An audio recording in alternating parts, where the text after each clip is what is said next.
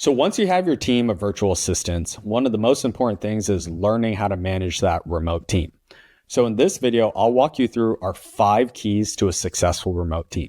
Let's jump in. Okay, welcome back. So at this point, you've thought about why do you want to build your VA team? You understand what type of roles actually exist out there. You know how to exactly hire and bring on and onboard team members. Now let's talk about how do you actually successfully manage a remote team once you have all these great people on your team. So there are 5 keys for a successful remote team. Step 1 is about setting the right company culture. Step 2 is about clear goals. Step 3 is accountability. Step 4 is communication structure. And step 5 is the admin and operational organization. So let's jump right in.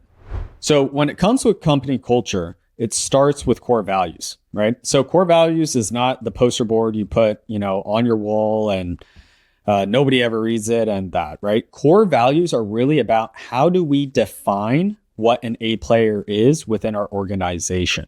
What are the characteristics that make up an A player? So with my previous company, our core values was an acronym called ROADS.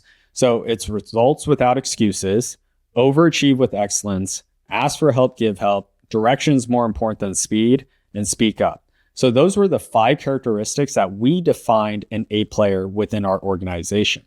Now, if you asked any of my previous team members, they could rattle off those 5 instantly from memory. And the reason for that is the key is to reaffirm and ingrain the core values actually into the company culture. So we do this by having a different team member read our company vision and core values at the start of every full team meeting. Repetition gets remembered. And team members give each other shout outs based on core values that person demonstrated. So somebody might say, hey, John, thank you for doing that. That really represented overachieve with excellence. Really appreciated the help there. The third part is around core values are scored on a plus, minus, and minus rating on performance reviews.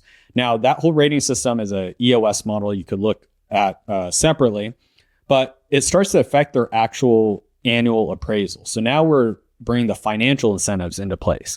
And lastly is awards are given based on who represented the best core values. And so that usually was the biggest financial reward during our holiday party. So next, let's talk about clear goals. So having a clear annual vision that's communicated and embraced by the team. And one of the best ways to get that goal and vision embraced by the team is to co-create it. And you can really start by asking, what is your North Star? So in my previous business, skillsuccess.com, it was more of a Netflix style subscription business. So our North Star was all around getting more all access pass members. How many net new members are we adding? With this current business with Outsource Recruiter, it's all about successful placements. How many successful placements are we placing for our clients?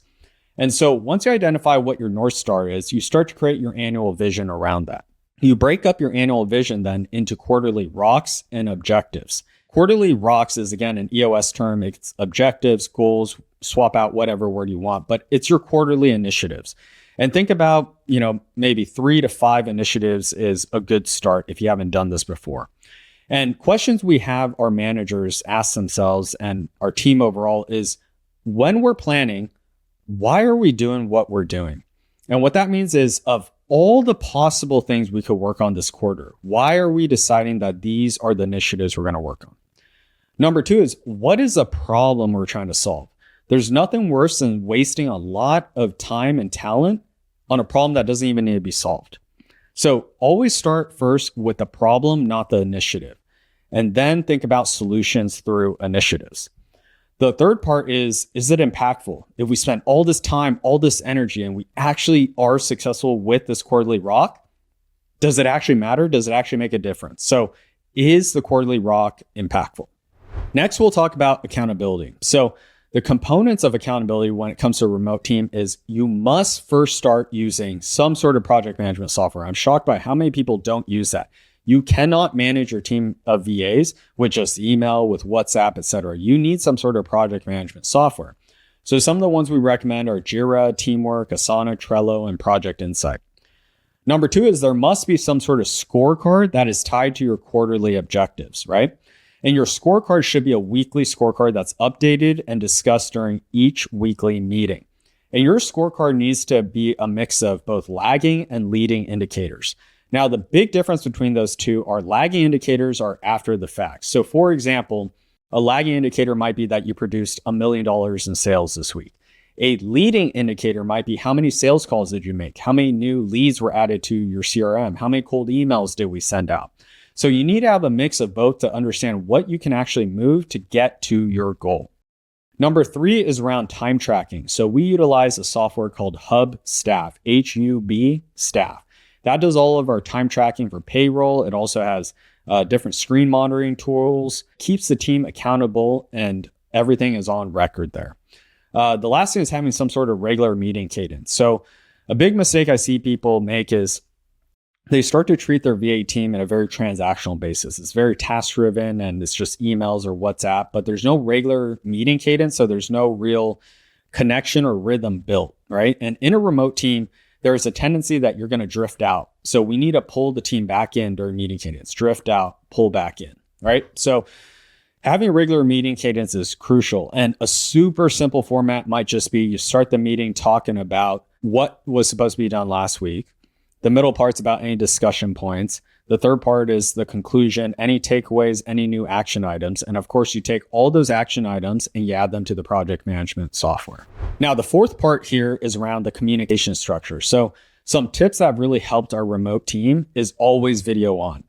So the craziest thing is the first 4 years Steve and I worked together, it was all video off. He had his profile picture from college. I didn't have a profile picture. We never knew what each other looked like. And we built all these cool websites and businesses together. It wasn't until the first time we had an in-person annual retreat that we actually saw each other in person at the hotel lobby. So ever since then, we just always had video on, and it brings a whole different level of communication. It's just like, when you FaceTime somebody versus a phone call, the communication, the connection is totally different.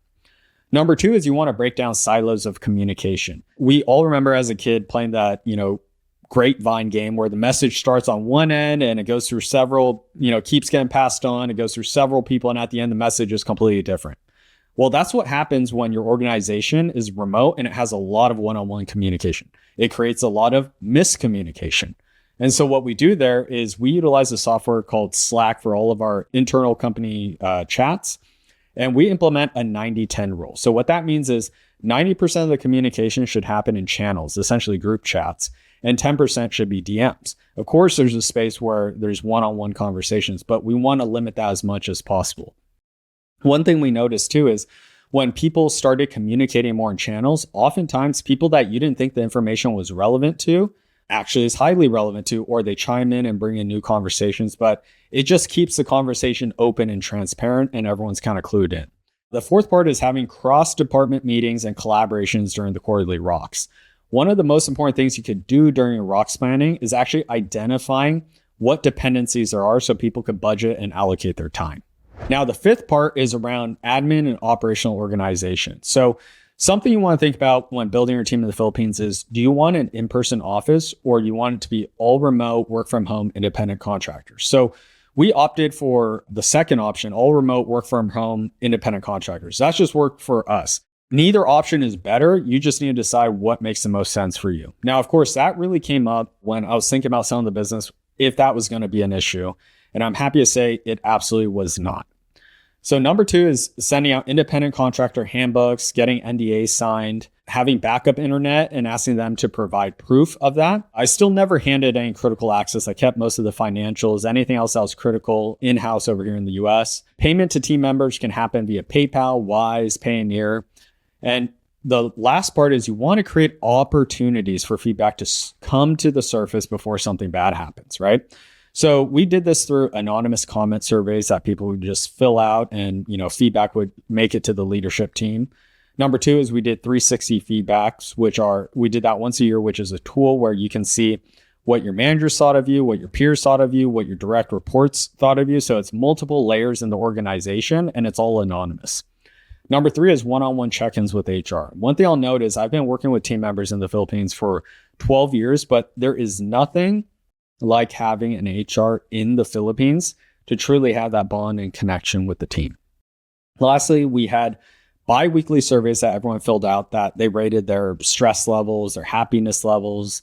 They talked about their challenges, their wins, what were they proud of accomplishing the past 2 weeks, what they hope to accomplish in the next 2 weeks. And so this gave us great feedback to be able to see different patterns. Is turnover about to happen, or is this project really firing up and exciting for the team? You can start to see those different trends. It was also a great opportunity to have our team members really have that dedicated time to journal and reflect on their work. Now, the bonus here is to have annual team retreats. So we started having these. Unfortunately, we stopped during COVID, but every time we had these, and we planned these usually around December, so we would do our annual planning in person. And it always brought the team closer, and it, was a great way to celebrate a great year and head into the new year with greater connection, greater collaboration, just, new energy.